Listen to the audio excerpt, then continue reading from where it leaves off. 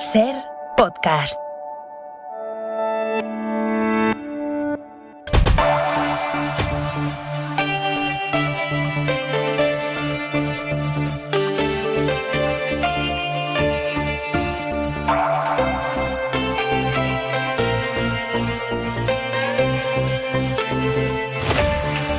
El fuego está sin control, cada vez más descontrolado en el incendio de Begís en Castellón, que ya es el incendio también de la provincia vecina de Valencia.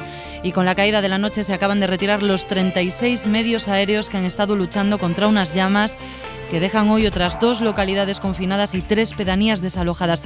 Un incendio tan voraz, tan cambiante, que alcanza ya 120 kilómetros de perímetro. Las autoridades no han podido actualizar en las últimas horas las hectáreas arrasadas por la velocidad con la que avanza. Ana Galarza, adelante. ¿Qué tal? Buenas noches. La situación en el incendio de Begís es muy compleja por la potencialidad del fuego, pero también por la orografía. Las llamas amenazan ya la Sierra Calderona por el frente sureste. Los medios aéreos ya se han retirado y mañana, de hecho, se aumentará el número de dotaciones ante la evolución de las últimas horas. La consejera de Interior, Gabriela Bravo, ha asegurado que esta noche trabajarán los medios terrestres y confía también en que ayude la humedad, pero quedan muchas horas por delante. Por el momento es suficiente con los confinamientos de Alcublas y Andilla, más los desalojos decretados hasta ahora. Ha asegurado, son 4 municipios más las 3 pedanías de hoy. Sin embargo, Gabriela Bravo ha advertido que si la situación se complica, se adoptarán medidas más drásticas porque la seguridad de las personas es lo primero. El tiempo que de madrugada en forma de lluvia ha llevado la esperanza a la zona ha complicado hasta este punto la situación después con el paso del día por las rachas de viento, rachas cambiantes de viento que están avivando las llamas y empujándolas en su avance. ¿Qué podemos esperar en las próximas horas? Jordi Carbó, cuéntanos. Pues no una situación muy buena, porque en las inmediatas horas tiene que intensificarse el viento, que vuelve a ser un viento seco del noroeste, con humedades muy bajas y rachas que podrían llegar a superar los 60-70 kilómetros por hora. Esto será durante la madrugada. Después, a lo largo de la mañana se irá reduciendo el viento y será a partir de las 3-4 de la tarde cuando desaparecerá, aflojará y, sobre todo, a partir de mañana por la tarde entrará viento mucho más húmedo. Es de nuevo lo más inmediato la situación de este incendio cuando continúa la investigación que trata de responder a una cuestión clave todavía por resolver: cómo pudo llegar a adentrarse en las llamas el tren Valencia-Zaragoza, del que el martes se bajaron varios pasajeros, 11 resultaron heridos. Hay una mujer en estado crítico por este incidente en el que el presidente Ximo Puig no descarta un fallo de comunicación. En el contexto general de un incendio. En el contexto general de un incendio como el que se ha producido, en el que, como saben ustedes, a las 3 menos 10 acabábamos el CECOPI y se había decidido que no se iba a evacuar Begís, y al cabo de 15 minutos aproximadamente se evacuó. Quiere decir que cambiaron tanto las circunstancias del viento, fue de tal magnitud y de tal virulencia que se han podido producir algunas cuestiones en todo el tránsito de la información. Pero yo cuestiones en el tránsito de la información, en la comunicación, por el carácter cambiante del fuego. La Generalitat ha encargado una investigación a fondo, una cronología de lo que pasó antes de ayer, a la Dirección Técnica de Extinción de un incendio, el de Begís, que, como decimos, sigue quemando y ha encendido hoy también la polémica política. El PP ha pedido la comparecencia en el Congreso de la ministra de Transportes. Sobre otra investigación, la que ha derivado en el registro de la mansión de Donald Trump. La justicia de Florida acaba de decretar que se haga pública parte de esa instrucción, parte del expediente judicial, lo que significa que en los próximos días vamos a tener más detalles de los presuntos delitos del expresidente. Está por ver si esto acalla o, por el contrario, alimenta la tensión política en Estados Unidos, dada la maestría de Trump para volver en su favor incluso las graves acusaciones, las investigaciones, los procesos que hay en marcha contra él. Y a punto de que se cumplan 6 meses de la invasión rusa de Ucrania, medio año ya de guerra, el presidente Zelensky ha descartado una negociación de paz con Putin si no retira antes sus tropas de los territorios que ha ocupado. Lo ha dicho después de recibir en Ucrania al secretario general de la ONU y al presidente turco Erdogan. Los 3, por cierto, han coincidido en que cualquier incidente, cualquier problema en la central nuclear de Zaporilla, controlada por los rusos, sería una catástrofe de proporciones inasumibles. Son algunos de los asuntos que vamos a analizar esta noche con Magda Bandera. ¿Qué tal, Magda? Hola, buenas noches, muy bien. Con Ignacio Molina. Buenas noches, Ignacio. Buenas noches. Y con Ignacio Ruiz Jarabo. Bienvenido. Buenas noches, Marina. ¿Cómo estás? ¿Las vacaciones bien? pasadas por agua en estos días en Cantabria, pero Pues- bien. Pues a muchos y a muchas nos das envidia con eso del agua que cuentas.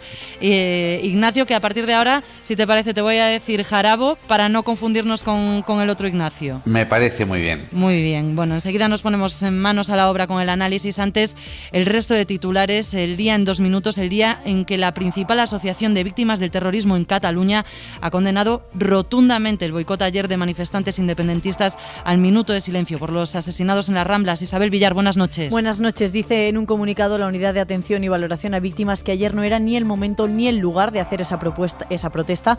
Consideran que es una forma de menospreciar su dolor y critican el uso político y mediático chapucero que algunos hacen, aseguran, de ese mismo dolor. Hoy, Laura Borràs, que se acercó a saludar a los miembros de esa plataforma que protestó durante el homenaje, ha reconocido Jo crec que està totalment fora de lloc en un minut de silenci dedicat a les que víctimes. interrumpir el minuto de silencio estaba fuera de lugar, pero lo atribuye a una única persona. Se justifica diciendo que a ese hombre en concreto ella no lo saludó. Hoy además Eurostat ha confirmado que la guerra de Ucrania sigue disparando los precios. La inflación escaló en julio en la zona euro al 8,9%, 3 décimas más que el mes anterior, y 16 países tienen ya la inflación por encima de los 2 dígitos, España entre ellos con un 10,7%. Y sobre otro polo de importante tensión en Europa, ha terminado sin acuerdo la reunión entre la Unión con Serbia y Kosovo, que siguen enfrentados por la voluntad de Kosovo de prohibir matrículas y documentos de identidad serbios. Josep Borrell, jefe de la diplomacia europea, avanza que aunque hoy no ha habido acuerdo, seguirán hablando. No es el final del capítulo. Ambos líderes están de acuerdo que el proceso negociador tiene que continuar y lo hará en las próximas semanas. Hay tiempo hasta principios de septiembre y no tiramos la toalla. Necesitamos continuar con estas negociaciones. Y en Argentina están investigando si Plácido Domingo fue uno de los clientes de una secta desarticulada la semana pasada en Buenos Aires, una secta que se dedicaba a la trata de mujeres y a la explotación sexual. En una serie de escuchas ordenadas por el juez, se oye a uno de los clientes hablando con una mujer para concertar un encuentro. Venimos separados, ¿no? Y ya después, pues como están en el mismo piso... Es este audio filtrado a la prensa y la policía argentina vincula la voz con Plácido Domingo. Nos hemos puesto en contacto con el entorno del tenor, pero de momento no hemos obtenido respuesta. Y hace apenas unos minutos se ha producido un acontecimiento especial. Hoy se han apagado a la vez los puntos más occidentales del continente europeo y del continente africano, exactamente a la vez. Un atardecer sincronizado al que nos lleva Javier Liébana y con el que cerramos esta portada. Imagina estar en la Costa da Morte, en Galicia, entre Finisterre y el Cabo Turiñán. Son las 9:30 de la noche y el sol empieza a apagarse en el horizonte. Es el último punto iluminado de toda Europa. El resto ya está de noche. En ese momento le suena el móvil y una persona a más de 3.400 kilómetros de distancia le dice que está viendo el mismo atardecer. Esa persona está en el Cabo Blanco, entre el Sáhara Occidental y Mauritania, y también es el último punto iluminado del continente africano. 5 minutos más tarde, Europa y África se apagan a la vez. El último atardecer continental de África y de Europa se sincroniza.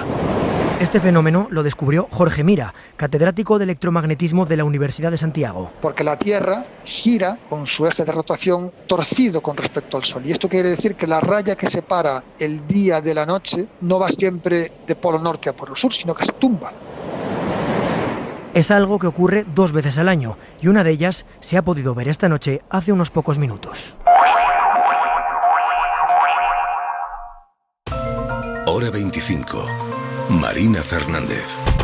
Esta qüestió hi ha que analitzar-la sempre des del rigor, hi ha que veure els informes que han de produir-se i, en conseqüència, també hi ha que atendre al que ha de ser la versión más objetiva. Pide el presidente de la Generalitat, Ximo Puig, esperar a los informes oficiales a la investigación que ha encargado a la Dirección Técnica del Incendio y a la de la Policía Judicial para esclarecer qué ocurrió el martes con el tren de pasajeros que prácticamente se adentró en las llamas del fuego de Begís. Renfe, recordamos, mantiene que no recibieron ningún aviso por problemas en esa vía Valencia-Zaragoza y defiende la actuación de la maquinista que paró el tren para luego dar marcha atrás, para intentar dar marcha atrás, momento en el que cundió el pánico y que llevó a algunos pasajeros a bajarse del convoy. El presidente Puig ha reconocido hoy posibles fallos de comunicación, dada la virulencia del incendio, su carácter cambiante, y ha encargado una investigación a fondo, una cronología de cómo se sucedieron esas horas críticas el martes que dieron con este tren de media distancia prácticamente rodeado por las llamas. Radio Valencia, Julián Jiménez, buenas noches. Buenas noches. La Generalitat, como dices, ha encargado a la Dirección Técnica de Extinción del Incendio de Begís un detallado informe para que explique todos y cada uno de los pasos que se dieron la tarde del martes, instantes antes de que el tren Valencia-Zaragoza se adentrase a la zona afectada por el incendio y el riesgo que existía en ese momento. Un informe que nos dicen tardará en estar. Este jueves hemos sabido que corresponde al director del puesto de mando avanzado la obligación de ordenar la movilización de todos los recursos posibles para atender a la emergencia provocada por un incendio forestal. Así se desprende del llamado PEIF, el Plan Especial frente al Riesgo de Incendios Forestales de la Generalitat. En este documento, revisado hace poco más de un año, se establecen, en concreto, las funciones de ese responsable del puesto de mando avanzado. Entre ellas se encuentra la de determinar las medidas de protección más convenientes para las personas, los bienes, el medio ambiente y para el personal de intervención. Y no solo eso, también es responsable de ordenar la evacuación, el alejamiento, el confinamiento de la población. En el articulado, por último, Marina, se recoge que es este director del puesto de mando avanzado el encargado de organizar las comunicaciones para ejecutar todas las órdenes y también es competente para designar en su caso a una persona responsable de las mismas. Gracias, Julián. 11 pasajeros, recordamos, resultaron heridos el martes al bajarse de ese tren de media distancia. 5 personas están todavía ingresadas, una de ellas una mujer en estado crítico, en la fe. Escuchábamos que la Generalitat Valenciana calcula que la investigación va a tardar, no va a estar lista hasta que haya terminado la lucha contra este incendio. El líder de la oposición, el popular Alberto Núñez Feijóo, ha pedido hoy la comparecencia de la ministra de Transportes, de Raquel Sánchez, ante el Congreso para aclarar el incidente. Es evidente que ha habido un fallo grave que ha puesto en peligro vidas humanas. Comprendo la dificultad en la extinción de los incendios. Sin prejuzgar la culpabilidad, en nombre de los afectados, necesitamos que se nos aclare qué es lo que ha pasado. No descarta esa comparecencia la ministra portavoz Isabel Rodríguez, que sí le afea a la oposición su actitud cuando todavía está abierta la investigación. Es muy importante aclarar lo que ha ocurrido, acompañar a todos y lamentarlo con todas las personas que han resultado accidentadas. Aquí lo que tendría que estar haciendo el Partido Popular es acompañar también en este momento al Gobierno para ver exactamente qué ha ocurrido y desde luego nosotros no tenemos ningún problema en, con los tiempos, dar respuesta en el Parlamento. Pues está en marcha, Magda, esas dos investigaciones, la de la Policía Judicial y la que ha encargado la Generalitat, pero ya ha saltado este asunto a la arena política. Sí, lamentable como siempre, ¿no? Que se intente politizar. Son esenciales las dos investigaciones, pero sobre todo es importante que sirvan para que aprendamos, ¿no? Para que se establezcan protocolos de coordinación entre administraciones, por supuesto, que es que parece mentira que siempre estemos lamentando lo mismo, ¿no? La falta de coordinación entre administraciones, que es verdad que a veces funciona, ¿no? Pero es demasiado habitual en este país. Y después es que sabemos que con el cambio climático este tipo de fenómenos extremos y que acaban derivando en incendios, cuanta más sequía, cuantos más grados y bueno, con todo lo que está sucediendo vamos a tener que sufrir más incendios porque van a suceder así, ¿no? Entonces necesitamos que se sepa cómo reaccionar, porque realmente era muy difícil, ¿no? Hay versiones contradictorias, hay que hacer estas investigaciones, pero realmente sí oía también algún especialista que una maquinista no tiene, un maquinista, en este caso era una mujer, no tiene suficiente formación quizás para reaccionar ante un incendio como el que también está describiendo el presidente de la Generalitat, ¿no? El Ximo Puig, que con esas condiciones que tú también recordabas, ¿no? De un incendio que cambia de manera muy brusca. Entonces eso de verdad que creo que sería importante que se supiera. La gente no sabía cómo reaccionar, igual que hay mucha gente que está sufriendo incendios, que en algunos lugares como en Zamora hemos visto que han llegado a desobedecer las recomendaciones de evacuar el pueblo, pero dicen que si no lo hubieran perdido, ¿no? Entonces estamos oyendo hablar de pueblos que se evacúan, pueblos confinados, decías tú antes. Necesitamos realmente protocolos y que se sepa cómo actuar. Después puede haber un miedo insuperable que haga que se tome una decisión errónea, fallos humanos, pero por lo menos tener en cuenta que esto va a ser cada vez más habitual y que necesitamos saber cómo actuar. Jarabo. La verdad es que es un tema que tiene varios perfiles o caras, ¿no? Bueno, el primero es el dramático, ¿no? Porque hay heridos, pero ha podido ser bastante peor y ha podido haber incluso fallecimientos, ¿no? El drama. el drama humano. Después está, efectivamente, la posible existencia de fallos y si estos son punibles o no, ¿no?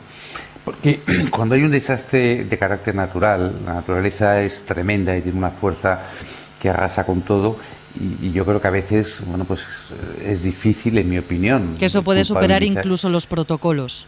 Claro, yo creo que es esa tendencia a siempre buscar culpables, pues a lo mejor es que no los hay, simplemente ocurren cosas que son imposibles de prever o imposibles de resolver, ¿no?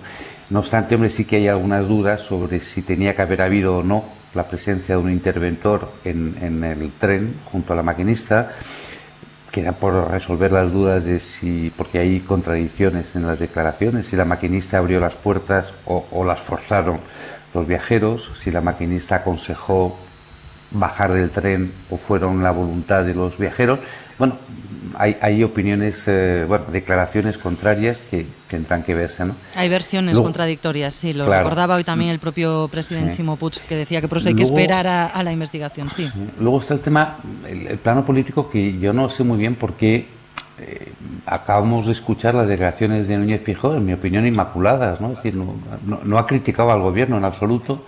Y ha dicho, hombre, que parece que ha podido haber fallos humanos y que se aclare. Y prácticamente ha dicho eso, ¿no? Y sin embargo ha recibido ya una crítica, bueno, de la portavoz del gobierno, que yo creo que desmedida, porque en mi opinión no había nada criticable. Y luego, hombre, no quiero ser frívolo, pero a mí también me llama la atención, como cuarto perfil o cara del suceso, un aspecto sociológico, ¿no? Y es en estas situaciones límites, cómo surgen de repente liderazgos naturales entre los afectados, ¿no? Esa viajera que parece ser que fue la líder, que se erigió de repente en líder natural y fue la que indujo efectivamente a un grupo de viajeros a tomar su decisión de bajar del tren e intentar salvarse por su cuenta, ¿no? Bueno, reconozco que es una parte que me interesa a mí por razones sociológicas y quizás no es lo más relevante de la cuestión, pero insisto, hay como cuatro caras diferentes. Y todas ellas, por lo menos las tres primeras, deberían efectivamente intentar resolverse. Ignacio. Bueno, como dice mi tocayo Ignacio Ruiz Jarabo, creo que es un asunto que tiene distintas perspectivas, puntos de vista. Yo creo que el plano puramente político es tal vez a día de hoy el menos interesante. Tal vez esto se politice, sí. Esperemos que no, pero es el menos interesante porque efectivamente yo creo que el líder de la oposición ha hecho una petición, que es su papel, ¿no? Como líder de la oposición, una petición de rendición de cuentas o de explicaciones, en principio en un tono pues relativamente tranquilo, sosegado, y la ministra del ramo también ha dicho que está dispuesta a comparecer y que hay que esperar a la investigación, y el presidente de la Comunidad Valenciana creo que también, digamos, cada uno ha cumplido su papel, ¿no? Desde el punto de vista político, por ahora. Ahora, desde la cuestión de la seguridad, ¿no? Que aquí hay dos elementos o dos tipos distintos de políticas, el de la gestión de un incendio forestal y quién es el que coordina toda la seguridad relativa a eso, incluyendo las líneas, las vías de transporte que cruzan la zona afectada, y por otro lado la seguridad del transporte por tren. Y es verdad que una cosa llamativa, ¿no? del tren es que, a diferencia del avión, que tiene una enorme infraestructura y protocolos de seguridad de los controladores aéreos, los pilotos, la propia el acceso al avión en comparación con el acceso al tren, la información que reciben los viajeros en avión comparada con la que reciben los viajeros en tren, pues es verdad que esto sí que merecería una reflexión, ¿no? En España, pues nos pasa que cada vez que entramos a un avión nos sometemos a unos protocolos muy exhaustivos de seguridad, que incluso a veces hasta perdemos un poco la dignidad, ¿no? Desde los atentados del 11 de septiembre, y sin embargo los atentados que tuvimos en España del 11 de marzo fueron en un tren, y apenas hay protocolos de seguridad en los trenes, ¿no? Tal vez el encanto del tren es precisamente ese, ¿no? Que es más fácil y más flexible entrar, pero es verdad que situaciones como esta, que afortunadamente no han creado ninguna tragedia más allá de la angustia, yo me imagino el momento que pasaron los viajeros y tuvo que ser muy angustioso, pero bueno, no ha habido tragedias y puede ser una oportunidad para reflexionar sobre cómo mejorar la seguridad en el transporte por tren, que yo creo que en España pues tal vez peque de laxa. Las imágenes, desde luego, que han compartido algunos de esos pasajeros son impresionantes, de ese momento en el que las llamas se acercaban al vagón. Veremos qué va arrojando la investigación, las investigaciones que están en marcha sobre este suceso, pero quiero avanzar porque el día nos deja también la respuesta del Gobierno al indulto que la familia de José Antonio Griñán va a pedir para el expresidente andaluz, para que no entre en prisión, y que van a firmar los expresidentes Felipe González y José Luis Rodríguez Zapatero. La respuesta del Gobierno y la del principal partido de la oposición, y son bastante ambiguas, así que me interesa mucho que las comentemos. Vamos primero a escucharlas. El Ejecutivo sostiene que va a estudiar con todo el rigor esa petición de indulto. Insiste en lo que viene defendiendo desde que conocimos el adelanto de la sentencia del Supremo, que los condenados por los ERE de Andalucía, que José Antonio Griñán o Manuel Chávez, no se llevaron ni un euro de dinero público. Y el líder del PP, Alberto Núñez Feijóo, no ha hecho mucha sangre con este asunto. Ya lo habíamos escuchado cuando era todavía presidente de la Xunta apoyar la honestidad de Griñán, la persona de Griñán. Hoy lo que ha hecho es sostener que el Gobierno no puede decidir sobre su posible indulto de manera unilateral. Ana Fernández Vila, buenas noches. ¿Qué tal? Buenas noches, Marina. Sí, Feijóo no ha utilizado un tono demasiado duro para hablar de esto. Reconoce que es un caso dramático desde el punto de vista familiar y asegura que no tiene ningún interés ni personal ni político en ver al exdirigente socialista en la cárcel, pero sí critica al PSOE por, según él, cocinar el indulto en la Moncloa. Lo que no es de recibo es que se esté dentro del Partido Socialista Obrero Español cocinando aparentemente un indulto sin hablar con nadie, sin explicar a nadie y sin dar conocimiento a nadie. Desde el Ejecutivo insisten en defender la honestidad de Griñán. Dicen que el Gobierno estudiará el indulto con absoluto rigor, como ocurre en todas las ocasiones. Se aprovechan para criticar al PP por utilizar una doble vara de medir al hablar sobre corrupción. La ministra portavoz, Isabel Rodríguez. No deja de sorprenderme esa doble vara de medir. Creo que para tener autoridad en esas declaraciones, lo primero que tendrían que hacer es abandonar la calle Génova y dejar esos despachos pagados en B. En cualquier caso, la familia de Griñán aún no ha solicitado el indulto. Tiene previsto hacerlo en septiembre, cuando el Supremo publique el texto completo de la sentencia. De momento, solo se conoce el fallo y no el fondo. ¿Cómo interpretáis estas reacciones? Empiezo por ti, Jarabo. Bueno, vamos a ver. Es evidente, por lo que se conoce, que no se llevaron un duro, pero en este país o en cualquiera se puede delinquir sin necesidad de llevarse un duro, y según el Tribunal Supremo, y esto es verdad judicial, han delinquido, ¿no? Por eso digo que lo de no llevarse un duro, bueno, es un elemento relevante, pero eso no elimina que haya habido comisión de delitos.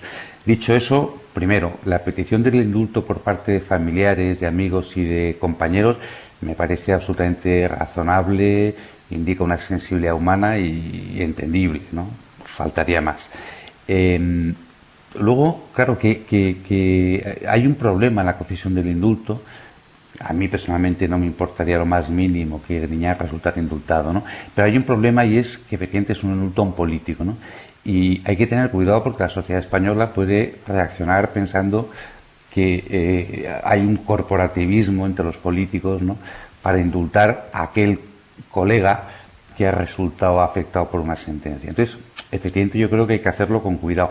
Más aún si resulta que el Gobierno, que es el que puede conceder indulto, es del mismo partido que el condenado por delitos, que va a ser el indultado. Pero cabe interpretar de las palabras de hoy de Feijóo que no esté cerrando la puerta a negociar con el Gobierno, a apoyar un posible indulto del Gobierno. Claro, es que yo creo que efectivamente, para evitar el segundo riesgo, el hecho de que el indulto se conceda desde un partido a otro del mismo partido, sería bueno lo que dice Núñez Feijóo, pero eso no evitaría el primer riesgo, el que la sociedad pensara que entre los políticos no se pisan la manguera, como entre los bomberos, ¿no?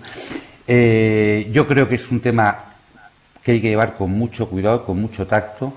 Insisto, yo creo que yo no lo conozco personalmente, pero todos los que conocen a José Antonio Griñán hablan de su bonomía, lo digo claramente, de su bonomía.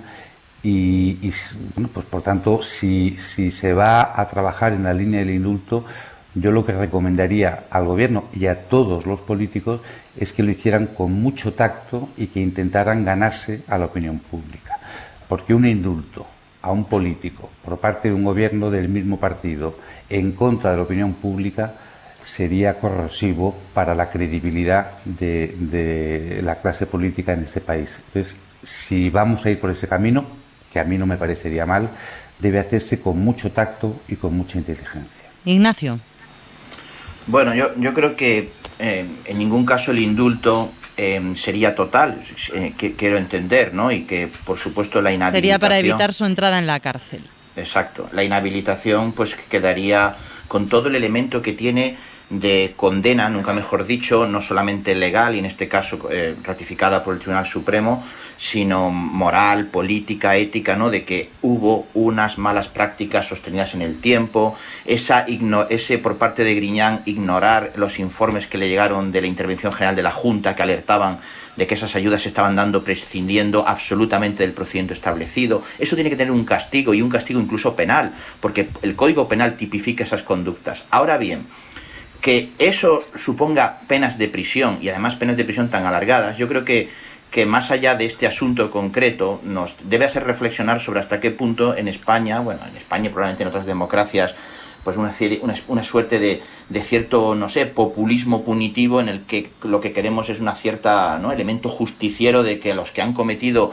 conductas muy reprobables tienen que perder la libertad, cuando existen otro tipo de condenas, y a un político que ha tenido además la máxima representación de la Junta de Andalucía, pues la inhabilitación, como le ha pasado también a Chávez, pues ya es un elemento claro de condena, digamos también, no sé, de vergüenza desde el punto de vista público. Ahora, eso acompañarlo de una pena tan larga de prisión, cuando efectivamente no ha habido un elemento de que él diseñara explícitamente este esquema, de que él se haya lucrado personalmente, ni siquiera el propio partido, ¿no? Porque aquí lo que había era un esquema clientelar, pero no exactamente de financiación del partido. Entonces yo creo que seguramente pues lo que habría que revisar es o bien la tipificación legal, es decir, sería el legislador, o bien que el Tribunal Supremo, que por cierto fue una sentencia donde hubo 2 votos particulares, pues a lo mejor tenía que haber tenido un poco más fineza, porque efectivamente ahora el indulto pues queda estéticamente muy feo, aunque yo creo, insisto, que esto no merecería una pena de prisión, y ni mucho menos una pena de prisión tan alargada, que eso no quita que sí que tenía que tener una condena en el plano que lo ha tenido de la inhabilitación. Es que estamos todavía a la espera de conocer el contenido exacto de la sentencia y el contenido exacto también de esos 2 votos particulares. Magda. Pues yo estoy muy de acuerdo con lo que señalaban los 2 compañeros Ignacios, pero difiero un poquito en pensar que pueda parecer, o que la ciudadanía pueda interpretar, que hay un corporativismo. Es que es muy difícil que no lo interprete, es que lo está interpretando. Los indultos tienen una larga historia en este país, son una anomalía. Lleva, por ejemplo, gente como Eva Belmonte de Cibio, con el indultómetro que tiene, ¿no?, analizando cómo se conceden y a quién, y es obvio que es una anomalía, y es obvio que los 2 partidos pues han demostrado también a quién se indultaba, qué tipo de personajes también, ¿no?, desde algún banquero, algunos delitos de corrupción que son muy difíciles de entender. La ciudadanía eso lo tiene bastante interiorizado a estas alturas, creo. Otra cosa es lo que pensemos ahora de la pena, de la proporción de la que se le impone, por ejemplo, a Griñán, ¿no? Pero y que creamos en la reinserción, en si son un peligro, o sea, muchas cuentas pendientes que tenemos, incluso con la Constitución, ¿no?, que ya nos está diciendo probablemente esta persona no debería ir a la cárcel.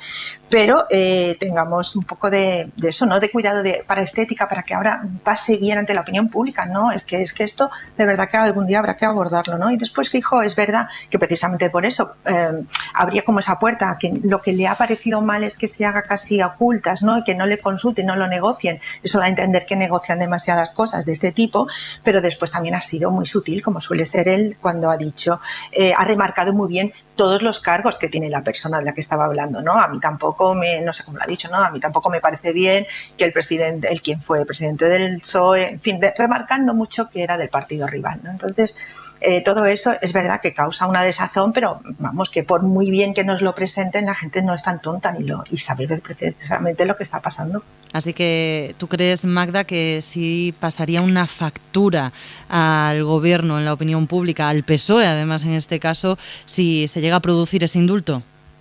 Yo creo que sí. Lo que pasa es que como van tantas, al final es una más. Es un suma y sigue de tantas cosas que provocan esa desafección con la clase política, que deberían tener cuidado, pero sí que creo que van a decir, bueno, no pasa nada. Ellos siempre tienen el comodín del indulto o lo que les convenga. Pues ya que hablas de desafección de asuntos que pueden cansar a la opinión pública, se está enredando mucho el Partido Popular a cuenta de ese pacto suscrito en octubre de 2021 entre la dirección de Pablo Casado y el Gobierno para cambiar la ley del Poder Judicial y desbloquear lo que tiene que ver con el Tribunal Constitucional. Hoy era la primera vez que le preguntaba a Núñez Feijóo por esto y ha apuntado a la anterior dirección de su partido, a la dirección de Pablo Casado. Cuando yo despaché con el presidente Casado el traspaso de poderes, en ningún caso me dio ningún documento ni me concretó ningún acuerdo. Evidentemente que no conocía ese documento porque a mí nadie me dio ese documento. Ese documento además no ha sido nunca valorado en el comité de dirección del Partido Popular, en el comité de dirección anterior ni en el actual. Ni en el anterior ni en el actual nadie me dio ese documento. Bueno, pues publica El País a esta hora que la dirección de Casado, por medio del ex vicesecretario de Comunicación, de Pablo Montesinos, que además es muy próximo a Casado, pues ha desmentido que no informara a la nueva dirección de todo lo relativo a este asunto del pacto. Según le ha dicho Montesinos al periódico, abro comillas, se dio traspaso de las cuestiones judiciales por parte de los actores implicados, incluido todo el tema del Poder Judicial. Así que va a más este enredo, Ignacio. Bueno, y es uno de los elementos de degradación institucional más claros que existen en este momento en la democracia española y que incluso con advertencias por parte de la Comisión Europea que deberían realmente avergonzar a los responsables políticos españoles porque colocan al Estado de Derecho español en algo que no merece, ¿no? Porque con todos sus defectos su funcionamiento evidentemente es homologable al de cualquier democracia, pero a veces encontrarse con las con las críticas y quejas que no están en el mismo nivel ni de lejos que de Hungría y de Polonia, pero porque existe un problema que los responsables políticos no son capaces de solucionar, y la verdad que en este caso la oposición pues claramente se ha abonado a un obstruccionismo que puede estar justificado, digamos, desde el punto de vista de decir es que como el sistema no nos gusta y queremos cambiar el sistema, pues hagamos este cambio de cromos, pero esto no, esta forma de hacer chantaje capturando a la institución para hacer una reforma legislativa sobre la cual, digamos, no existe mayoría, pues realmente es criticable. Al mismo tiempo, la evidente politización de la justicia en todos estos años a la aplicación del sistema también hace que sea, en fin, el asunto de fondo es muy claro que nos debe avergonzar a todos, pero el caso concreto de la no renovación y ahora, pues cuando ya se había alcanzado un pacto con la anterior dirección del Partido Popular, que ahora la nueva, pues digamos, yo no reconozco esos pactos. Esto también recuerda, ¿no?, a cuando el Partido Popular, Casado decía que el Partido Popular de Rajoy, del caso Gürtel, era otro Partido Popular, y ahora pues un poco parece lo mismo, ¿no?, como que no hubiera una especie de continuidad institucional en el mismo partido. Y yo quiero recordar que una de las grandes ventajas que tiene una democracia parlamentaria con partidos asentados es precisamente eso, que no hay ese adanismo que ocurre en sistemas presidenciales, donde las formaciones políticas son mucho más personalistas y no hay memoria y no hay esa continuidad y esa lealtad. Entonces yo creo que el Partido Popular es el mismo Partido Popular de Pablo Casado, y el haber llegado a un pacto tan necesario en esto, pues es algo que si Feijóo no lo quiere hacer propio, debería de hacer todo lo posible para conseguir por fin una solución a este tema. Y luego, de buena fe, porque es evidente que el sistema no ha funcionado, tomando en cuenta las pretensiones legítimas del propio Partido Popular en cuanto a cómo conseguimos un sistema de elección del Consejo General del Poder Judicial menos politizado, pues avanzar de buena fe en un sistema que no tiene por qué ser ni el corporativo ni el puramente partidista. Hay muchos ejemplos en casos comparados de otras democracias con las cuales se podía trabajar, pero honestamente no se ha trabajado nunca de manera leal en este asunto. Y ahora nos encontramos, cada mes que pasa, un elemento más de degradación que creo francamente que la democracia española no merece. Pero este choque, este enredo entre las dos direcciones del PP, Núñez Feijóo dice nadie me lo enseñó, lo desmiente ahora, lo cuenta el diario del País en estos momentos, lo desmiente Pablo Montesinos, lo desmiente la anterior dirección, quería decir. ¿Tú cómo lo lees, Jarabo? Vamos a ver, yo creo que lo más significativo no es tanto la peleilla o gran pelea, me da igual, no la quiero relativizar, que haya dentro del Partido Popular, sino si tiene razón el Partido Socialista cuando dice, como lo acordé con Pablo Casado, usted, Núñez Feijóo, está obligado. Yo creo que eso no es así, ¿no? Vamos a ver, el Partido Socialista, con la dirección previa a Pedro Sánchez, pactó con Mariano Rajoy. No tienes mayoría suficiente, pero no hay otra alternativa razonable para gobernar España, yo me abstengo y tú gobiernas. Cuando cambió la dirección del Partido Socialista, Pedro Sánchez cambió ese criterio. Por tanto, Pedro Sánchez, que no asumió en algo tan importante como la gobernanza de España el criterio de la dirección de su partido previa a su llegada, no puede pretender que Núñez Feijóo sea esclavo de lo que acordara en su día Pablo Casado. La coherencia política obliga a que Pedro Sánchez no puede pedir semejante cosa, ¿no? En mi opinión. Y luego, la verdad es que es un tema, yo coincido con Ignacio, es un tema dramático para efectivamente la credibilidad del sistema. Y lo decía muy bien además, es injusto, porque yo creo que la justicia en España funciona muy lenta, ese es su gran defecto, pero funciona razonablemente bien. Y sin embargo, cuestiones como esta están haciendo que efectivamente pues sea mal valorada por la sociedad española, ¿no? Vamos a ver, es mucho tiempo ya el que ha pasado sin que se renueve el Consejo del Poder Judicial. Es el propio presidente del Consejo del Poder Judicial el que está, perdón por la expresión poco académico, hasta las narices de que no se renueve, ¿no? Pero claro, ahí también se mezclan varias cosas. Yo recuerdo a Félix Bolaños, poco después de ser nombrado ministro, cuando quiso descalificar la propuesta del PP de reformar la forma de elegir al Consejo del Poder Judicial para que fueran los propios jueces, y dijo, eso no es democrático. No hay en ningún país europeo, ni lo permite la Constitución. Claro, señor Bolaños, no es así. Tanto lo permite la Constitución como que en España, durante bastantes años, hasta la reforma del año 84, la mayoría de los miembros del Consejo lo elegían los jueces, 12 sobre 20. Y en Europa, en varios países, también existe. Entonces, sí, es una jugada en que las dos partes, en mi opinión, las dos partes llevan 3 años jugando sucio, vuelvo a decirlo de forma atrevida, y cuando dos partes juegan sucio en una negociación, pues el acuerdo es imposible. Decías, y aquí Jarabo, están jugando sucio las dos partes. Decías, Jarabo, lo importante es si vincula o no, ¿no? Si está vinculado o no por ese acuerdo, pero es que ha sido el propio Feijóo el que ha apuntado a la anterior dirección diciendo, es que a mí esto no me lo enseñaron, Magda. Pero aunque se lo hubieran enseñado, quiero decir, aunque se lo hubieran enseñado, por eso digo que para mí es poco relevante. Se lo han enseñado. Vamos a pensar que tiene razón Montesinos. Se lo han enseñado y miente Núñez Feijóo respecto a que no lo supiera. Vale, pues ahí mentiría. Entonces quizás se equivoca el tiro y Feijóo. Pero el problema es que efectivamente no le vincula. Como a Sánchez no le vinculó el criterio de la dirección anterior a él de dejar gobernar a Rajoy, ¿no? Es decir, cuando cambia la dirección de un partido, la nueva dirección no es esclava de los criterios de la anterior. Magda. A ver, pero Feijóo es un poquito esclavo de sus palabras. Si dice que no la ha visto, si la había visto, pues un poquito esclavo debería ser de esa afirmación. Pero en segundo lugar, creo que esta vez la equidistancia no es del todo justa, porque realmente el Partido Popular lleva estos 3 años, que son los que coinciden con no estar en el gobierno, bloqueando de una manera que ya empieza a ser bastante alarmante y bastante poco responsable, pero también el PSOE aquí tiene muchísima culpa. Son los dos partidos que se autodenominan de Estado y mirad cómo nos tienen. Entonces, cuando decíamos lo de la desafección, que tú lo ligabas al principio, Marina, ¿no? La política, pues sí. Esa percepción también de la justicia es peligrosísima.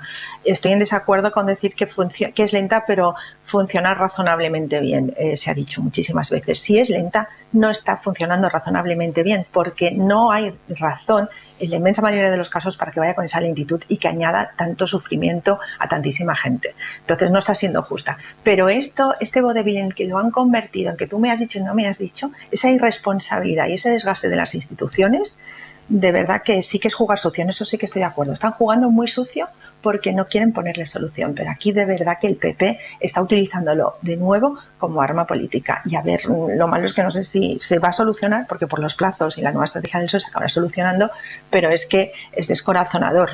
No sé si ni se ponen de acuerdo en este ámbito. Tampoco creo que cambiará mucho si volviera al gobierno el PP. Se acabará solucionando lo del Constitucional, al menos la última renovación pendiente, pero lo del Poder Judicial no parece que se vaya a solucionar en lo que queda de legislatura, Ignacio. Pues eso es bueno, una legislatura entera, que recordemos que ya en realidad han sido 2 y media, ¿no? Bueno, una fallida, luego la media legislatura de una moción de censura, es decir, que se puede cerrar un ciclo político de, digamos, 3 investiduras de gobierno sin que hayan sido capaces de alcanzar un acuerdo en esto que tiene que ver con que es un mandato constitucional, que tiene que ver con el funcionamiento de una alta institución del Estado, donde hay además una presión, digamos, por parte de, por un lado, el Poder Judicial con todos, ¿no?, sus componentes, ¿no?, jueces, secretarios, fiscales, operadores jurídicos en general. Por otro lado, internacional, por parte de la Comisión Europea, que quiere además mandar señales de exigencia a aquellos países que realmente están degradando mucho la democracia liberal, como son Hungría y Polonia, y que muchas veces se siente pues un poco descorazonada que en un país que debería en ese sentido no tener problemas, bueno, pues que acumule esta disfunción tan grande. Y claro, al final, pues la propia, es verdad, es cierto, lo de la justicia lenta, es una justicia que funciona mal. Una justicia, lo que yo quería decir antes es que podría funcionar bien, porque somos un país que está en un nivel de estándares de institucionales y democráticos que exige una justicia, y no es la que tenemos en este momento, y en gran parte porque no ha habido solución a esta cuestión tan central, ¿no?, de cómo el órgano de funcionamiento de gobierno de los jueces, de nombramiento de magistrados en el Tribunal Supremo, pues tiene este elemento, por un lado, de enorme politización de la justicia, y por otro lado también que esto se retroalimenta con la enorme judicialización de la política, que es que eso es lo que hace que muchas veces no haya ningún interés en resolverlo. Y es verdad que en este caso yo creo que, a pesar de que efectivamente el Partido Socialista y el Gobierno tiene parte de culpa en esto, es cierto que ha sido el Partido Popular el que se ha enrocado en esta posición de yo soy capaz de mantener durante muchos años esta institución bloqueada, y es muy probable que puede ocurrir que gane las elecciones y haya conseguido, digamos, entre comillas, lo de conseguido que en 5 o 6 años haya pasado el Consejo sin la renovación. Y esto es una disfunción desde el punto de vista democrático. Dicho eso, pensar que cuando cambia la mayoría en el Parlamento tiene que haber un cambio en el gobierno de los jueces también nos hace ver lo disfuncional del sistema, incluso en el caso de que funcionara, de que esto no debe ser así, ¿no? No tiene por qué cambiar la mayoría del gobierno de los jueces porque haya habido un cambio de mayoría. Por eso digo que ambas partes tienen, digamos, parte de razón, pero no hay ninguna voluntad realmente de resolverlo de una manera, ¿no?, elevándose sobre esa politización que venimos sufriendo y que, insisto, hace que se degrade la calidad institucional de la democracia española. 2 segundos, Ignacio. Has dicho la antepenúltima frase que has dicho. Ambas partes tienen parte de razón. Si me dejas te la completo. Ambas partes tienen parte de razón y parte de culpa. Y así llevamos 1.353 días. Sí, exacto. Sí, bueno, probablemente creo que en este caso tiene un poco más de culpa el Partido Popular, porque está, digamos, aprovechándose de una situación que no es la que refleja ahora mismo, ¿no? Digamos, la manera en cómo habría que... Y también, esto, bueno, ya podemos entrar en el fondo del asunto. Y pues porque ha ido cambiando también, ¿no?, lo que exigía al gobierno para abrirse a esta negociación. Eso es a lo que hemos asistido, al menos en estos 3 años largos de bloqueo. Ignacio. Hay un elemento, a ver, que un gobierno, en este caso socialista, quiera, digamos, tener un cierto control de la mayoría parlamentaria, que en este caso, digamos, obviamente coincide con la del gobierno, como es lógico en una democracia parlamentaria, para, digamos, tener una mayoría en este órgano de gobierno de los jueces, es algo, digamos, es feo desde el punto de vista de los contrapesos institucionales, de la independencia judicial, la idea de que tiene que haber esa sintonía entre la mayoría del órgano de gobierno de los jueces y el gobierno de turno. Y efectivamente eso es un elemento de politización de la justicia, donde el PSOE, digamos, pues juega pues bueno, a la defensiva o a la ofensiva, pero donde puede ser criticado. Pero lo cierto es que el Partido Popular, cuando mantiene esta posición de que el Consejo General del Poder Judicial tiene que estar mucho más en manos de los propios jueces, ¿no?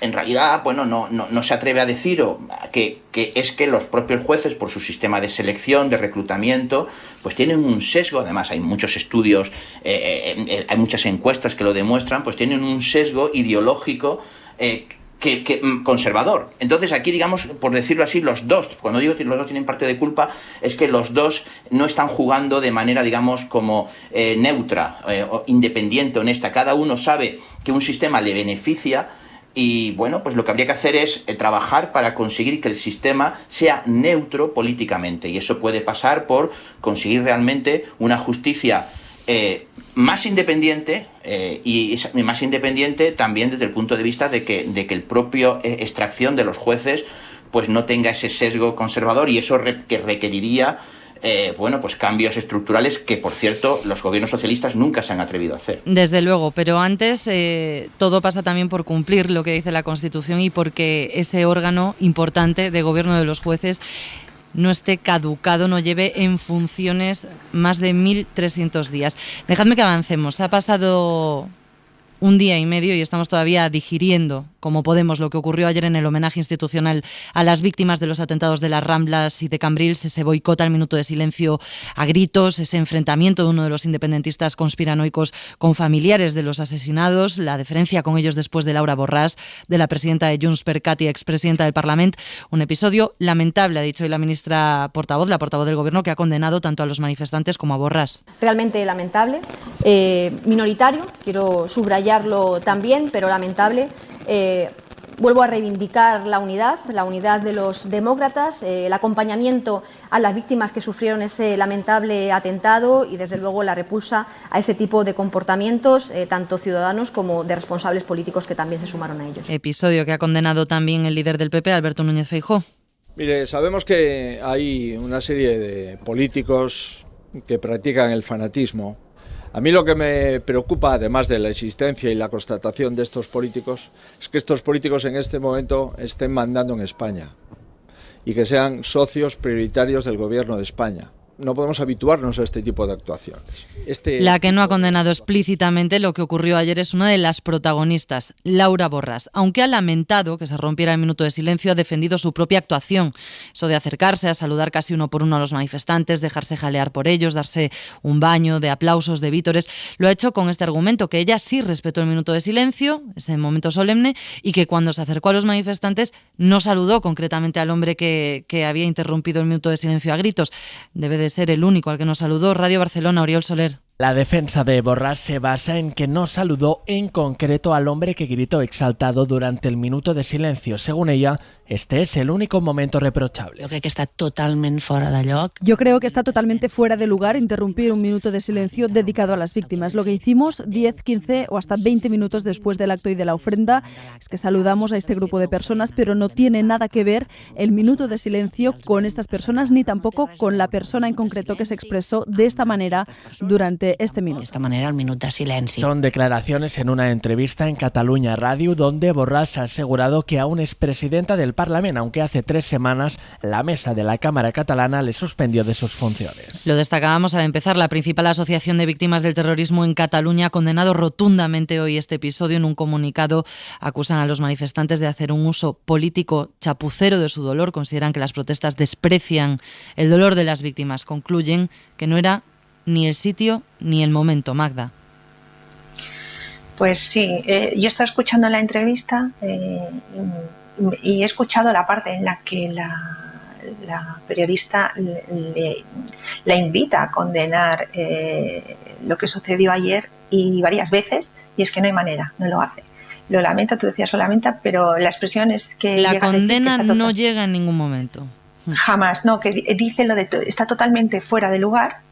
Lo cual me da también a pensar que el símbolo de la desvergüenza, porque es la desvergüenza de lo que sucedió y de, en un momento, el que era para las víctimas y para el recuerdo de de esa matanza, no se respete nada, me parece indignante. Pero después me preocupa mucho el fuera de lugar. ¿Qué quiere decir? Que en otro lugar sí le parece bien lo que en realidad estaba haciendo esa gente, que no era solo boicotear el acto, sino alimentar teorías de la conspiración. Es que no hemos aprendido lo que ya sucedió con los atentados del 11M, con los peones negros, lo que ha sucedido en este país, y aquí se sigue, y ahora mismo en la cuenta de Twitter de JxCat se está retuiteando pues un artículo en el que se utiliza para seguir alimentando algunos bulos que ha habido, y luego una frase que, claro, es que es irrefutable. Si alguien te dice no, es que sencillamente quieren saber toda la verdad, hay muchos interrogantes, siempre los va a haber. Hay muchos motivos para desconfiar de lo que sucede en este país. Aquí hemos tenido una policía patriótica, tenemos personajes como Villarejo, que también desde el momento en que se ha metido en esta polémica, enredado, ¿no? También en esta teoría de la conspiración. Claro, lo ha alimentado, y entonces ahí sí que conviene creer a Villarejo, ¿no? En otros momentos no. Pero tenemos los casos de espionaje, la verdad es que tenemos verdaderas cloacas. Y con el caso de espionaje de Pegasus se ha espiado a líderes independentistas, a sus abogados, activistas. Hay muchos motivos para desconfiar, pero lo que se está haciendo con la teoría conspirativa, las teorías conspirativas, en el caso de los atentados del 17 de agosto, es de verdad, es bastante repugnante. Y luego Laura Borràs es que es un personaje bastante nefasto, siempre con ese tono dulce y impostado, ¿no? Que juega unas ambigüedades, ¿no? Porque la llaman presidenta, porque supongo que querría ser presidenta de Cataluña y parecía que lo iba a rozar, ¿no? No hace demasiado, pero después es la presidenta de JxCat y sigue jugando a que es la presidenta del Parlamento, y en un momento de dignidad política tendría que haber dimitido ella y que no se tuviera que vivir lo que se vivió aquí hace muy pocas semanas. Entonces, que siga ella diciendo, hoy soltaba, ¿no? Bueno, que no hay ninguna otra presidenta, que por eso ella va a ir, ella está imponiendo su presencia, está haciendo campaña personal, se va a enfrentar pues ya mismo a un juicio, está haciendo campaña política y ya supongo que se ha ido acostumbrando a que vayamos comparando su estilo populista con el trumpismo, ¿no? Ella se define como hija del 1 de octubre, que suena un poco mesiánico, ¿no? Es toda esa mitología. Ella, pues eso, vio la luz política a raíz de lo que sucedió el 1 de octubre, como si en este país no hubiera habido motivos anteriormente, ¿no? A mí, como notáis en la voz, me indigna un poco porque realmente es muy fuerte y se ha sufrido, soy catalana, y aquí se ha sufrido muchísimo con algunos personajes que no les ha importado realmente dañar cosas que eran importantes como la convivencia. Es difícil contener, la verdad, la indignación. Jarabo. Sí, se te ve la pasión, Magda, se te ve la pasión, y es lógico. Perdón. No, es lógico. La ministra por todo el gobierno ha usado un calificativo y ya ha definido la respuesta que debemos hacer, ¿no? El calificativo es lamentable y la respuesta, de hecho, repulsa. Yo me sumo 100% a lo que ha dicho la ministra, 100%. Y lo de Laura Borràs no tiene nombre, fue oportunista cuando se acercó a los que interrumpían, porque esto de que fue una persona no es así, era una persona dentro de un grupo que estaban todos juntos, que no resultó acallada, ni nadie le reprochó dentro de ese grupo su interrupción, y por tanto fueron todos conniventes. Fueron todos conniventes, y ella se acercó a los conniventes con esa persona que fue la que gritó. Y fue oportunista en ese momento. Fue oportunista después cuando dijo, no se me ha sabido interpretar. ¿Pero qué dice usted de sabido interpretar? Y ya ha sido, no ya oportunista, sino mentirosa, cuando ha dicho que ella saludó a todos menos a ese. Bueno, en fin. Es un poco una realidad alternativa esto también, ¿no? Sí, efectivamente, ¿no? En fin, yo insisto, me quedo con lo de la ministra, que lo ha dicho magníficamente en 2 palabras: lamentable y repulsa. Ignacio. Bueno, dentro de menos de un mes se cumplirá el 10º aniversario de la diada de 2012 que dio, ¿no?, el pistoletazo de salida a lo que conocemos como Procés. Y la verdad que, bueno, pues un poco metáfora del balance de estos 10 años sobre Cataluña, pues pueden estar reflejados en lo que ocurrió, ¿no?, en la Rambla. Y independientemente, ¿no?, de la idea de el Procés ha fracasado, no ha servido para que Cataluña avance en su autogobierno, ha tensionado a la sociedad catalana, ha radicalizado también al resto de España, ¿no? En las últimas elecciones al Parlamento de Cataluña, pues resulta que lo que era la antigua Convergencia, espacio de centro-derecha moderado, pues ahora es Junts, que es un partido donde hay elementos, como hemos visto, pues eso, de xenofobia, de odio, de conspiranoia, que se quiere llamar, ¿no? Pues incluso de extrema derecha, y donde Vox pues triplicó en escaños al Partido Popular, ¿no? Esta es la realidad de lo que ha dejado el procés. Pero es que un elemento que seguramente el nacionalismo catalán y el independentismo no se da cuenta, porque sigue pensando en torno de que, bueno, hay una imagen progresista de lo que fue lo que es el catalanismo, de lo que fue el nacionalismo catalán, es que esto cada vez es menos así. O sea, Cataluña efectivamente, por la idea, ¿no?, de lucha por las libertades, por ser un espacio, bueno, pues avanzado en muchas cosas con respecto al resto de España, que lo era, yo creo que ya no lo es, pero que lo era, pues había tenido esa idea, ¿no?, y porque había habido una izquierda catalanista fuerte.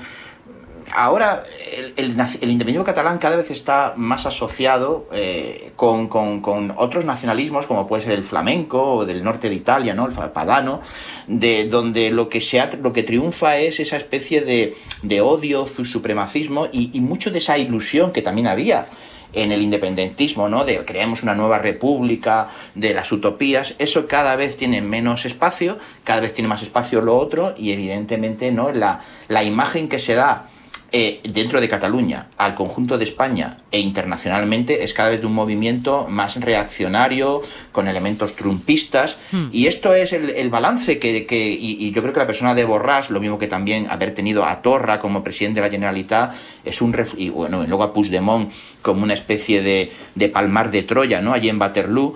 Pues todo esto el resultado de esto es que cuando de verdad los más inteligentes nacionalistas catalanes, que desde luego los hay, dentro de unos días, el 11 de septiembre, hagan balance de estos 10 años, pues realmente solamente hay elementos para la lamentación y muy pocos para que ellos consideren que esto ha merecido la pena, que no lo ha merecido en absoluto. Son las reflexiones que nos deja el boicot a este acto para la memoria, y de memoria queremos hablar ahora porque se cumplen 6 años desde que se dictó la sentencia que obliga a la exhumación de las víctimas del franquismo enterradas en el Valle de los Caídos.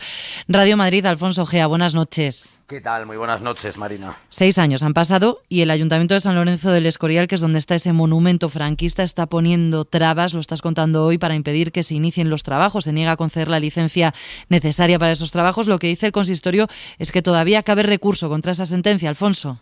Así es, el pasado mes de junio el Tribunal Superior de Justicia dictó sentencia en la que levantaba las medidas cautelares que llevaban 9 meses en vigor, dictadas por un juzgado de Madrid que había suspendido la licencia de obra. La licencia de obras es necesaria para poder exhumar los restos de las personas que así lo solicitan sus familias. Pero el Ayuntamiento de San Lorenzo no ha activado esa licencia a pesar del fallo judicial, alegando que la decisión de los magistrados madrileños iba a ser recurrida, como se ha sido.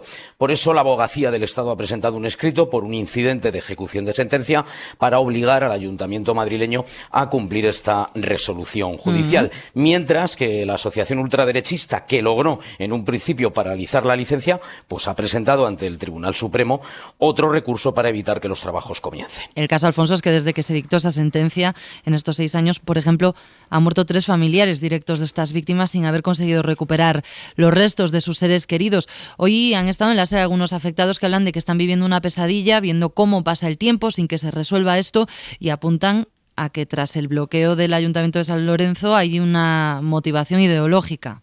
Sin duda, son ya 3 familiares que estaban esperando los restos de los suyos que han fallecido en todos estos 6 años. Son familias con personas muy ancianas, en muchos casos tremendamente enfermas, que luchan contra el tiempo para seguir vivos y sobre todo ver definitivamente cumplido ese deseo. Para estas familias, nos lo han dicho, no ha habido la rapidez administrativa que Moncloa tuvo, por ejemplo, con la exhumación del dictador. Lo único que escuchan, nos dicen, son buenas palabras desde hace mucho tiempo, pero hechos por ahora ninguno. Silvia Navarro es la presidenta de la Asociación de Familiares de Inhumados en el Valle de los Caídos, esta mañana en Hoy por Hoy Madrid. Están desesperados y antes de morirse quieren recuperar a sus padres. Las siguientes generaciones estamos igualmente desesperados porque vemos que nuestros mayores se van muriendo sin haber podido lograr lo que es de justicia. Lo que deja, como acabamos de escuchar, pues es un panorama de dolor. Están hartos de esperar, hartos de comprobar también cómo los herederos del franquismo pues siguen paralizando ante la justicia esa exhumación. Alfonso Gea, muchas gracias. A vosotros, hasta luego. Tenemos que hacer una pausa. A la vuelta os pido una pequeña reflexión a cada uno sobre este asunto. Pues de forma breve, que tenemos que ir a Ucrania, pero os pido una reflexión sobre esos 6 años desde que la justicia dictó la exhumación de las víctimas enterradas en el Valle de los Caídos, 6 años en los que han muerto, lo decíamos, 3 familiares que querían recuperar esos restos. Magda. Pues lo decía el compañero antes, ¿no? Que los herederos de Franco siguen teniendo mucho poder y pueden vetar o paralizar, como en este caso, esa exhumación. Es una indignidad con la que no acabamos, es una de las mayores vergüenzas de este país y no se puede explicar. No se puede explicar que encima eso, ¿no? Lo que decís, que se vayan muriendo familiares, no sé lo que esperan, a que no haya nadie que los acabe reclamando. No sé, eso es un episodio muy vergonzoso. Jarabo. Vamos a ver, nuestro entramado jurídico-administrativo es tan peculiar que lleva a lo absurdo, ¿no? Porque según las reglas de la lógica humana, en mi opinión, para mover los restos de un antepasado no debería hacer falta más que la voluntad de los descendientes y prou, ¿no? Como diría Magda, y plou. Sin embargo, aquí resulta que hace falta que una sentencia judicial una resolución judicial acabe siendo firme. Insisto, jurídico-administrativo será razonable, dado lo que digan nuestras leyes, no se entiende de la lógica humana. Los restos de un antepasado, donde quieran sus descendientes, ¿no?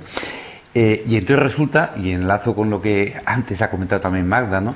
Que nuestra justicia es muy lenta, y entonces resulta que llevamos 6 años esperando que adquiera firmeza aquella resolución judicial y todavía no la ha adquirido, ¿no? Con lo cual, efectivamente, en este caso se demuestra, en este caso concreto, que una justicia lenta no es buena, evidentemente, porque 6 años esperando que se pueda decidir finalmente sobre que la voluntad de los descendientes lleve a los restos de sus antepasados donde ellos quieran, parece un desatino absoluto. Al margen ya de cuestiones ideológicas, no hace falta ni entrar en ellas para poner de manifiesto lo absurdo y lo injusto de la situación.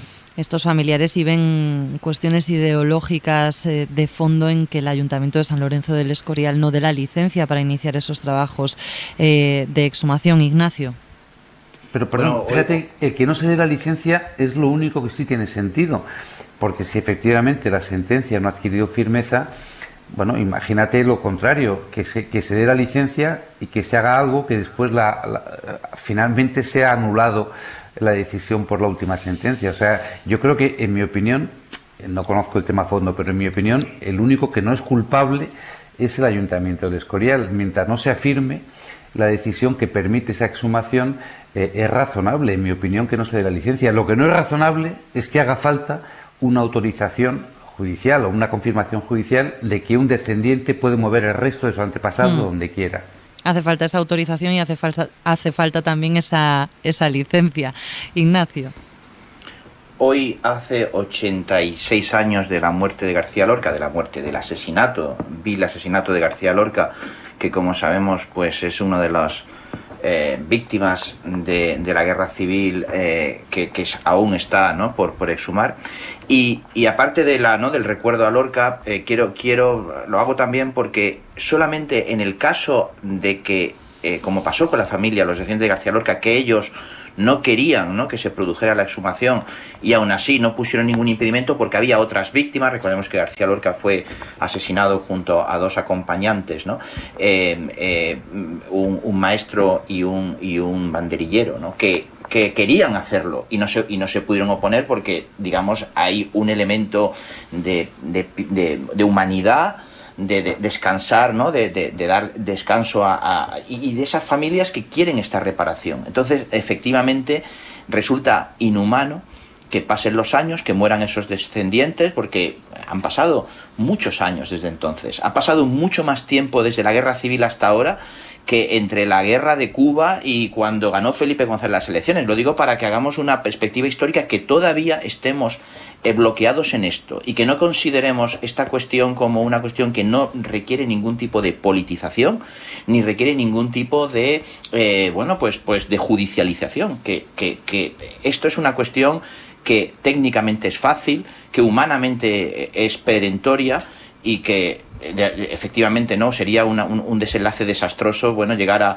a que esto se pueda ejecutar finalmente cuando ya no tiene mucho sentido humano, porque los familiares que queden pues ya sean tataranietos de los que murieron, ¿no? Entonces, en este sentido, creo que es un poco de vergüenza por parte de que España no haya conseguido resolver esto de una manera mucho más efectiva y eficaz, ¿no? Aun respetando, como pasa con el caso de los familiares de Lorca, que pueda haber aquellos que no quieren, pero solo aquellos que legítimamente, que también son descendientes y que piensen que es mejor no mover a los muertos. Pero la inmensa mayoría quiere hacerlo, y que hay impedimentos por parte de los jueces, de los ayuntamientos o de oposición política hacerlo, es algo que no debería realmente de suponer un obstáculo y mueve también un poco a la indignación de la que hablábamos antes. El proyecto de ley de memoria democrática incluye un apartado sobre el Valle de los Caídos, pero os pedía solo una reflexión.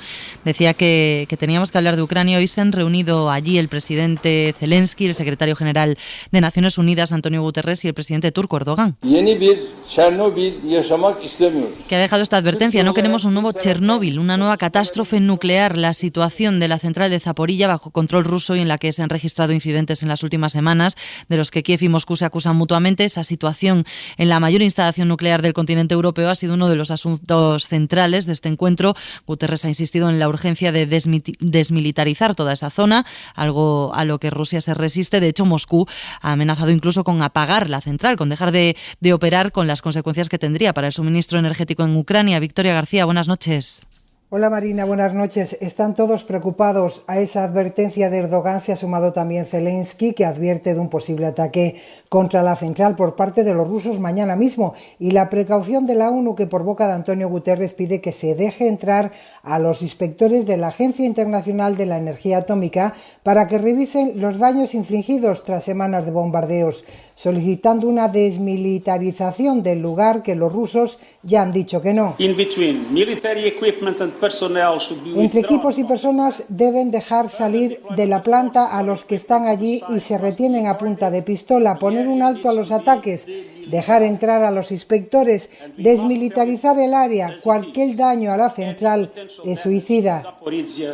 Esto decía Guterres, mientras que Zelensky ha dicho que por ellos no habrá problema para desmilitarizar esa central. Y es que, Marina, Zaporilla, en manos rusas, sigue operada por personal ucraniano y sigue suministrando una quinta parte de la electricidad que se consume en Ucrania. Y tras ese encuentro, el presidente ucraniano Zelensky, Vicky, ha enfriado la posibilidad de una negociación con Rusia, con Vladimir Putin, para terminar la guerra. La ha descartado hasta que las tropas rusas abandonen los territorios que han invadido. Sobre una negociación entre Putin y Zelensky, que es lo que quiere Erdogan, porque hasta ahora es el único con vía de comunicación con ambas partes y gestor también del acuerdo que ha permitido reanudar las exportaciones de grano ucraniano, el presidente Zelensky dice que para que haya una negociación, primero Putin tiene que deponer la invasión y retirar sus soldados del territorio ucraniano.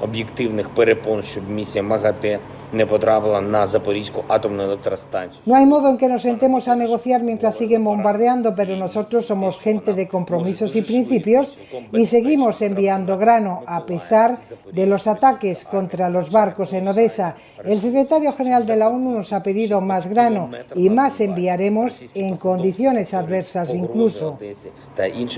También se ha hablado de incluir fertilizantes tanto de Ucrania como de Rusia en las exportaciones a países de África, que son los que están sufriendo de modo más impactante la carencia de cereales y de esos fertilizantes. Gracias, Vicky. Bueno, pues se van a cumplir la semana que viene, se cumplen 6 meses del inicio de la invasión rusa de Ucrania y Zelensky, Ignacio, enfría la posibilidad de sentarse a negociar con Putin un posible acuerdo de paz en las circunstancias actuales. Bueno, está en su papel, ¿no? Zelensky no puede dar por decir, bueno, voy a negociar con Putin, con Rusia, en la situación actual del statu quo sobre el terreno, ¿no? Porque eso parece que supone aceptar ya que los frentes, ¿no? Un alto el fuego, donde los frentes de invasión por parte de Rusia pues prácticamente se han apoderado de toda Ucrania oriental, aparte de la que ya desde el 2014 ocupaban sobre todo la península de Crimea. Yo creo que nadie que realmente se acerque a la expectativa de una negociación de paz puede descartar que al final, desgraciadamente, no haya también negociación territorial y que Ucrania, al menos desde luego Crimea, pues pierda parte de su territorio, lo cual es terrible, ¿no? Porque que el desenlace de todo esto sea una mutilación de un país que ha sido invadido, Pero Zelensky probablemente también puede tener eso en la cabeza, pero nunca lo va a decir en público en este contexto, porque efectivamente en 6 meses que ha pasado la guerra, Ucrania ha conseguido algo que nadie aventuraba al principio, ¿no? Que ha sido resistir en toda la parte central y occidental de su territorio. Recordemos que Kiev resistió y que las operaciones rusas se concentran en la zona oriental y que ni siquiera ahí, a pesar de los avances, ni siquiera ahí han conseguido consolidar su posición. Y en ese sentido, pues es una gran heroicidad, una gran proeza militar por parte de un país militarmente mucho más débil que Rusia. Pero obviamente, aunque llegará un momento en el cual haya que hablar de garantías de seguridad, de una Ucrania que no va a entrar en la OTAN, de tal vez algún tipo de autogobierno parecido a los acuerdos de Minsk, de incluso que la posibilidad de que territorios como Crimea acaben legítimamente, digamos, aceptado por Ucrania, que los va a perder. En fin, este tipo de cosas que podemos imaginar. Zelensky ahora no puede decir eso públicamente y no debe decirlo. Y mientras las consecuencias continúan, las consecuencias de esta situación, de este contexto de guerra, sin ir más lejos, hoy en la eurozona se ha vuelto a marcar un récord histórico de inflación, sube 3 décimas de media hasta el 8,9%, pero en 16 países, Jarabo, supera el 10%. Es que las consecuencias van a más. Claro, es que los conflictos se sabe cómo empiezan, pero no cómo acaban, ¿no? Y eso ocurre en los conflictos personales, familiares, societarios, políticos y no digamos ya bélicos, ¿no? Fíjate lo que habéis comentado respecto a la central nuclear, el absurdo al que se ha llegado, ¿no? Bajo control y ruso, gestionado por ucranianos y dando servicio a Ucrania, ¿no? Es decir, bueno, y con el riesgo que supone efectivamente que en una situación, toda guerra hay siempre elementos más o menos descontrolados que puedan provocar una auténtica catástrofe humanitaria, ¿no? Pero el final, que no se sabe cuál puede ser, por lo que he dicho antes, se adivina, cuando menos ahora, muy difícil, ¿no? Porque Ucrania, que acepte paz por tierra, parece complicado, ¿no? Que un país que ha sido masacrado, humana, geográfica, de todo tipo, económicamente, acepte ahora, efectivamente, que para que dejen de masacrarle, ceder parte de la tierra, de su límite geográfico, parece francamente difícil, ¿no? Claro, que Putin acepte replegarse y haber, por tanto, perdido vidas humanas, dinero, material bélico, para volver a donde estaba antes de haber iniciado el conflicto, también parece francamente difícil, ¿no? Sí, está en un punto complicado. Claro, o sea, tiene que llegar probablemente, y es francamente dramático, pero probablemente tiene que encontrarse una de las dos partes en una situación límite de no poder aguantar más para que acepte una salida del tipo de las que acabo de comentar, ¿no? Un punto complicado, sí. Y eso lleva a la hipótesis de un proceso bélico largo. Se van a cumplir 6 meses desde que se inició esta invasión. Se cumplen la semana que viene, decíamos, las consecuencias económicas a nivel mundial, pero las consecuencias también en el día a día, allí en Ucrania. Magda. Sí, bueno, es que ahora ya estamos recibiendo muy poca información de cómo es el día a día allí, pero igual que decía Jarabo, ¿no? Lo difícil que es saber cuándo se acaba una guerra, también es muy difícil saber quién se está lucrando, porque también si miramos la fotografía de quienes estaban hoy ahí, va como mediador o algo parecido a un mediador, alguien como Erdogan, ¿no? Que no estamos informando apenas nada, no aparece los últimos ataques que está realizando contra la población del Kurdistán, tanto en Irak como en Siria. No es precisamente un personaje para ir a mediar, y lo hemos blanqueado. Ha salido tan beneficiado con toda esta con la invasión de Rusia a Ucrania, que también da bastante miedo pensarlo, ¿no? ¿Quién se está lucrando? Y va acompañado también de uno de los principales fabricantes de su país de drones, ¿no? El principal fabricante. Y ahí es un negocio muy lucrativo la guerra que está sufriendo la población civil, sobre todísimo en Ucrania. Aquí en Europa lo vamos a ver cada vez más, no solamente esa inflación, es el Banco Europeo ya, pues retocando lo que tenga que retocar. Avanzando esa siguiente subida de tipos, sí. Sí, que la estamos temiendo muchísimo, ¿no? La gente de a pie, pero es eso, es que también tendríamos que intentar ver quién está ahora negociando en nombre de no sé muy bien quién, ¿no? Guterres es un personaje de consenso, secretario general de la ONU, pero la verdad que a mí me desconcertaba muchísimo ver a Erdogan ahí, pues nada, como que le hemos enviado ya esa normalización, ¿no? Cuando son las 11:21, las 10:21 en Canarias, vamos a volver a Castellón, donde sigue sin control. Lo escuchábamos hace unos minutos, el fuego de Begís, que hoy ha obligado a desalojar más poblaciones y a confinar a algunas en la provincia vecina, en la provincia de Valencia, en altura, en el último punto al que se puede llegar para evitar las llamas. Sigue nuestro compañero Javier Ruiz Martínez. Javier, buenas noches. Hola Marina, ¿qué tal? Buenas noches. Queremos terminar contigo, Javier. Ha sido un día muy duro allí después de una madrugada de lluvia que parecía que iba a favorecer el control de este incendio. Después de esa esperanza ha venido el mazazo para los vecinos de la zona, porque las llamas se han reavivado, han obligado incluso en algunos momentos del día a que los efectivos de tierra no puedan trabajar en algunos puntos. Sí, esta mañana hasta en las crónicas nuestras se nos ha colado un optimismo del que después nos hemos tenido que arrepentir, Marina. Seguramente los expertos en fuego, que son más veteranos que nosotros en esto, que no habían dado en ningún momento por controlado el incendio, sabían que era una de las posibilidades. Los bomberos no han parado de trabajar en toda la noche, incluso durante las lluvias. A ver, debajo de nosotros hay una pista que tenemos que llega donde Pero ha sido muy doloroso para todos, en especial para los vecinos, ver cómo a las 10:50, exactamente a esa hora, porque estábamos a punto de entrar en el boleto de las 11, se levantaba, para nuestra sorpresa, una nueva columna de humo cuando el horizonte estaba completamente limpio tras las lluvias. Ese humo ha borrado de un plumazo todas las sonrisas de todas las caras. Desolador, triste. Además se acaba con unas pinadas preciosas que habían en la falda de Ragudo y cerca de aquí. Parece ser que por lo menos los almendros y estos algunos se han respetado, ya que ya es importante, pero vamos, el panorama es desolador. Creo que hemos tenido algún problema, después, Javier. Casi te perdemos. No, aquí estoy. Poco después, como decía, que poco después, como constatación a lo que estaba pasando, a esa inmensa humareda, han llegado a los móviles de los vecinos los mensajes denegando el permiso para volver a las casas. Y ha ocurrido algo muy simbólico, Marina. La megafonía de muchos pueblos instalada estos días para las fiestas, por ejemplo en Viver, ya solo daba malas noticias. Renuevan no hacer desplazamientos innecesarios para facilitar las labores de extinción de los medios terrestres.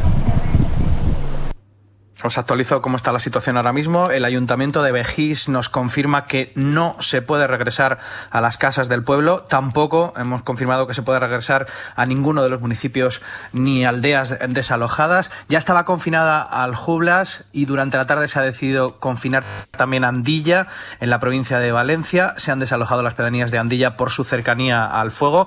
Y ahora mismo el incendio tiene más de 120 kilómetros de perímetro. Y lo más preocupante, lo ha dicho Gabriela Bravo en la reunión del CECOP y posteriormente a la reunión del CECOP. Y los esfuerzos se centran ahora mismo en que no llegue, crucemos los dedos, a otro tesoro natural de la Comunidad Valenciana, la Sierra de la Calderona.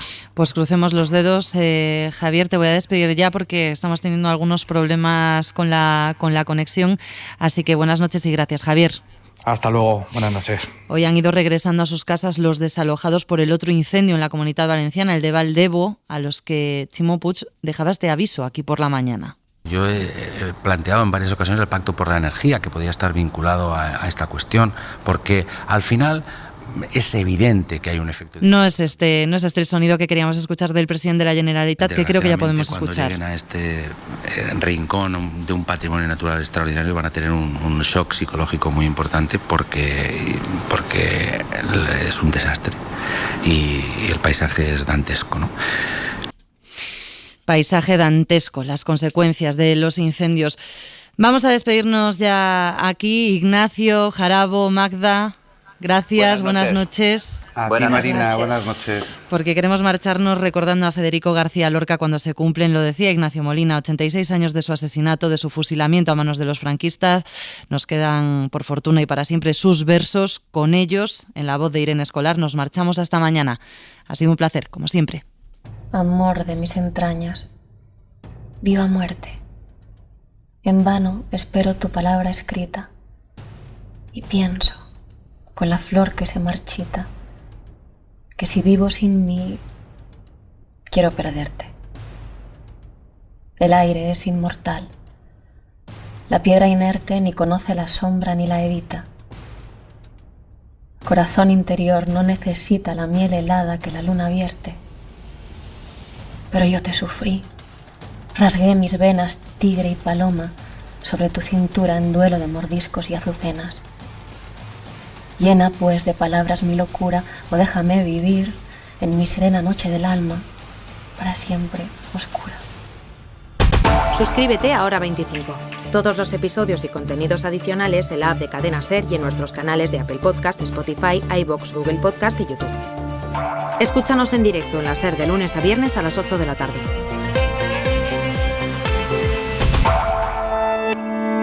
Cadena SER. La radio.